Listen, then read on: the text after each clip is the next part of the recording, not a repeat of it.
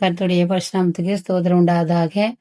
தேவன் தாமே காலையோ மாலையோ இரவோ இதை கேட்கிற பிள்ளைகளே ஆண்டவர் உங்களோட கூட பேசுவாராக. தேவனுடைய வார்த்தையை நாம் என்ன பண்ணலாம், கவனிக்கலாம். ஸ்தோத்திரம்.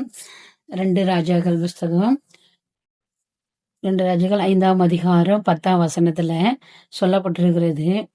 ஸ்தோத்திரம். எப்படி சொல்லப்பட்டிருக்கிறது, அங்க வந்து சீரியா தேசத்து ராஜாவாகிய படைத்தலைவன் நாகமான் அவர் என்ன பண்றாரு பாருங்க. சோதர குஷ்டரோகம் இருக்குது அவருக்கு. அல்லேலூயா. சோதர அதை குறிச்சு 5ஆம் அதிகாரம் 10ஆம் வசனத்துல வாசிக்கலாம்.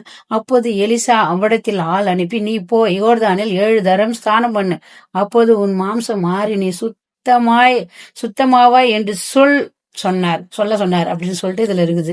அப்படியே சோதரம் வசனத்துல நீங்க 5ஆம் அதிகாரம் வசனத்துல, சீரிய ராஜாவின் படைத்தலைவனாகிய நாகமான் என்பவன் தன் ஆண்வளத்தில் பெரிய மனுஷன், எண்ணிக்கை உள்ளவனுமாயிருந்தான். அவனை கொண்டு கர்த்தர் சீரியாவுக்கு ரட்சிப்பை கட்டளையிட்டார். மகா பராக்கிரமசாலியாக அவனோடு குஷ்டரோகி இருந்தான்.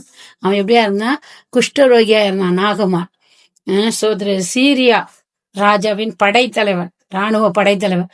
அப்போ அவருக்கு என்ன இருந்துச்சு, குஷ்டரோகம் இருந்துச்சு, பணம் இருந்துச்சு, பதவி இருந்துச்சு, எல்லாம் இருந்துச்சு. ஆனா அவருக்கு வியாதி இருந்துச்சு. அப்போ வியாதியா இருக்கும்போது எங்கெங்கயோ போய் பார்த்தாங்க, எங்கேயுமே வியாதி என்ன ஆகல, சுகமாகல. அப்போ இஸ்ரவேல் தேசத்துல இருந்து ஒரு சிறு பெண்ணை என்ன பண்ணு இருக்காங்க, கூட்டிட்டு போயிட்டு நாகமானுடைய மனைவிக்கு வேலைக்காரியா அங்க இருக்கிறாங்க.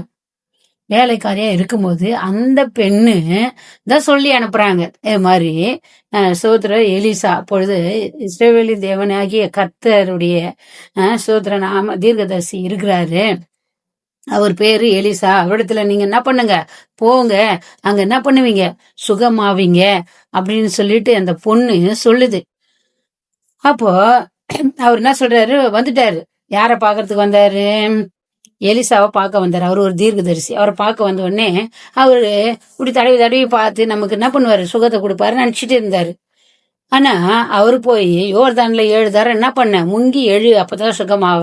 அப்ப அவர் கோபம் வந்துருச்சு. இன்னைக்கு நிறைய பேரு நம்ம ஆண்டு சமூகத்துல வாங்க, பாவங்களை அறிக்கையிடுங்க, முன்னோர்கள் செய்த கோபம் எரிச்சல் இதெல்லாம் தூக்கி போடுங்க, விக்கிரகத்தை தூக்கி போடுங்க, சிலை வணக்கம் வணங்காதீங்க, கொஞ்ச நாளைக்கு இயேசுகிட்ட வாங்க, அவர் அற்புதம் செய்யறாரா பார்க்கலாம், பிறகு நீங்க உங்களுக்கு பிடிச்சா இயேசுவை ஏற்றுக்குங்க, இல்லைன்னா வேணாம் நம்ம சொன்னேன்னு வச்சுக்க, ஆமா எல்லாத்தையும் ஒண்ணுதான் அப்படி சொல்லிட்டு என்ன பண்ணுவாங்க, சொல்லுவாங்க. ஆமா முதலமைச்சரு, கலெக்டரு, தாசில்தாரு எல்லாரும் ஒண்ணா கிடையாது. அவங்களுக்கு பதவி என்ன பண்ணுது, மேல் பதவியில இருந்து கீழே வருது, கீழ் பதவியில இருந்து மேல போகுது இல்லையா.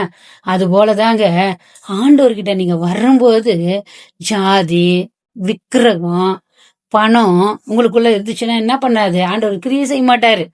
ஒரு ஊழியக்காரர் சொல்றாருன்னா அதை கீழ்ப்படிஞ்சு என்ன பண்ணணும், விட்டு வரணும். அவர் கோபம் வந்துருச்சு.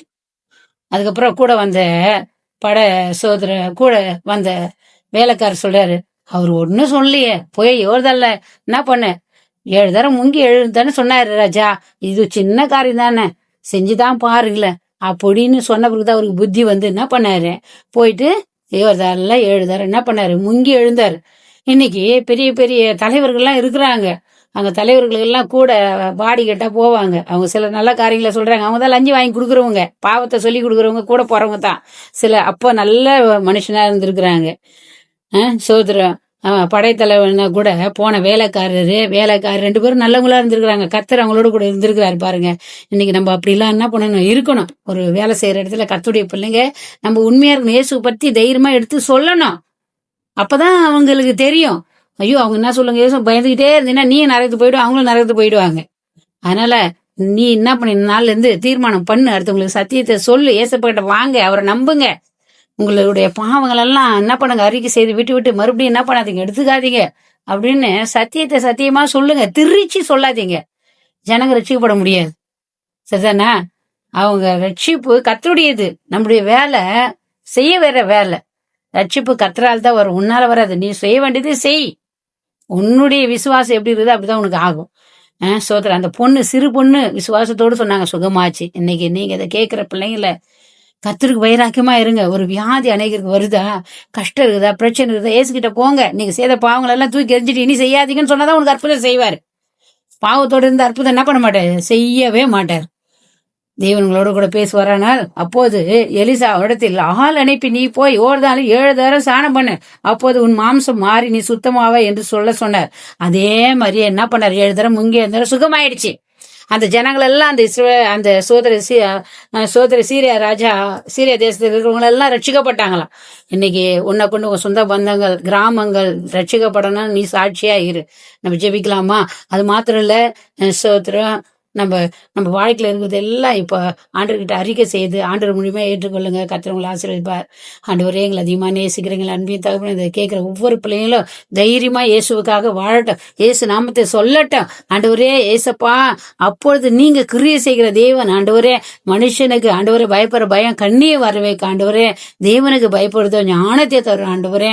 அப்படிப்பட்ட வைராக்கியத்தை ஒவ்வொருவருக்கும் தருகிற இதை கேட்கிற பிள்ளைகள் தைரியத்தை தாங்க, ரட்சிப்பை தாங்க, தைரியத்தை தாங்க. அநேக பிள்ளைகளுக்கு ஆண்டவரே சாட்சியா இருக்கட்டும். நாகமானுக்கு சுகத்தை கொடுத்தது போல இதை கேட்கிற வியாதி இருக்கிறவங்க சுகமாகட்டும், பலனா இருக்கட்டும். ஆயுஷ் நாட்களை கூட்டி தாங்கப்பா, தீராத வியாதியை தீர்த்து வைப்பீராக என்று மனதார வாழ்த்தி ஆசீர்வதிக்கிறேன். அது மாத்திரம் இல்ல, சோத்திரம் இந்த மேல்மலையனூர்ல, செஞ்சிக்கு அருகாமையில் இருக்கிற மேல்மலையனூர்ல ஞாயிற்றுக்கிழமை சோத்திரம் ஆராதனை இருக்குது. காலையில 9 மணிலிருந்து 1 மணி வரைக்கும், மாலை நேரத்துல 6:30 8:30 மணிக்கு இருக்குது.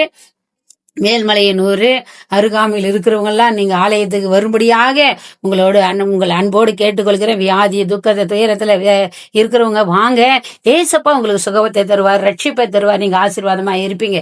ஆமேன். God bless you. கர்த்தர் உங்களை ஆசீர்வதிப்பாராக. ஆமேன்.